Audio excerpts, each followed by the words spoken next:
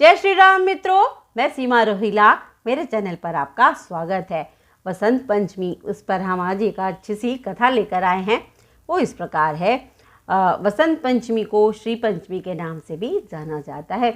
इस दिन विद्या की देवी सरस्वती की पूजा की जाती है और पीले वस्त्र धारण किए जाते हैं। शास्त्रों में वसंत पंचमी को ऋषि पंचमी के नाम से भी कहा जाता है। तो पुराणों और शास्त्रों तथा अनेक काव्य ग्रंथों में भी अलग अलग ढंग से इसका चित्रण मिलता है।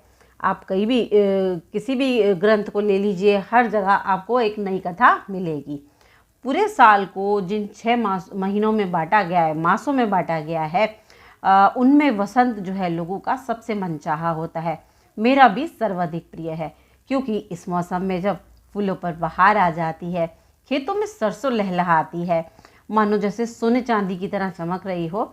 जौ और गेहूं की बालियां खिलने लगती हैं। आमों के पेड़ों पर मांजर यानी कि जो बर होती है ना, फूल उसका आ जाता है, वो आ जाता है और हर तरफ रंग बिरंगी तितलियां मंडराने लगती हैं। भंवरे भर भर भंवरने लगते हैं।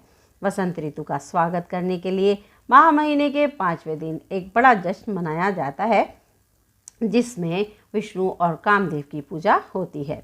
यह वसंत पंचमी का त्यौहार कहलाता है।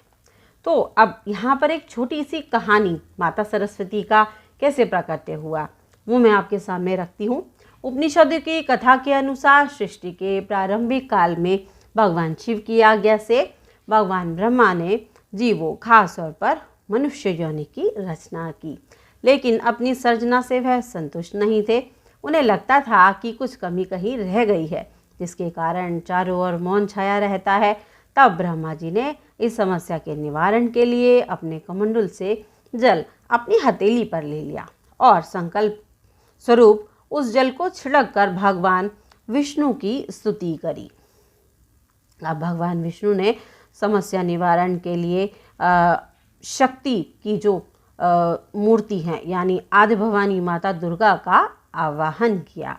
ब्रह्मा जी और विष्णु जी की बातों को सुनने के बाद उसी क्षण आदिशक्ति दुर्गा माता भवानी के शरीर से श्वेत रंग का एक भारी तेज उत्पन्न हुआ, जो एक दिव्य नारी के रूप में बदल गया।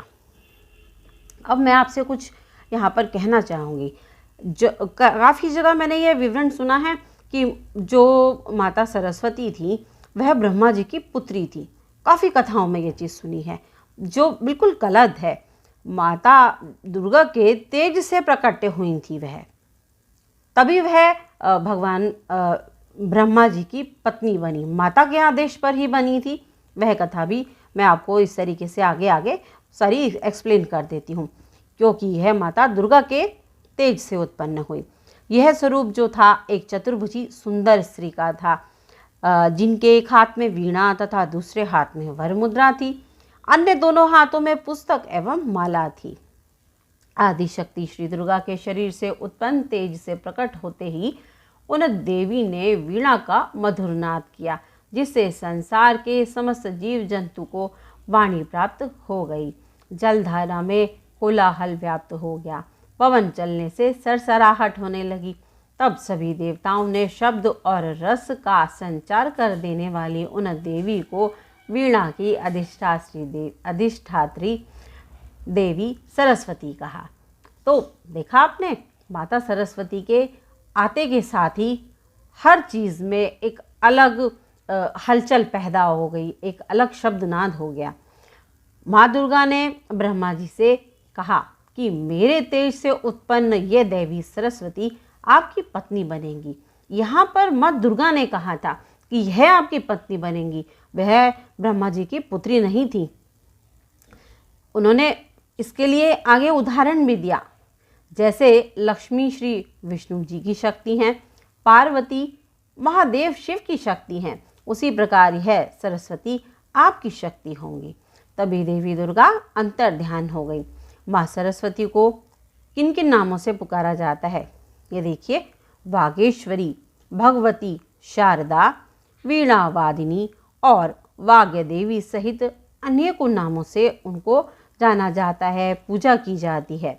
यह विद्या और बुद्धि की प्रदाता हैं। संगीत की उत्पत्ति के कारण यह संगीत की देवी भी कही जाती हैं। बसंत पंचमी के दिन को इनके प्रकटोत्सव के रूप में भी मनाया जाता है, अर्थात जिस दिन यह प्रकट भई थी, उत्पन्न हुई थी।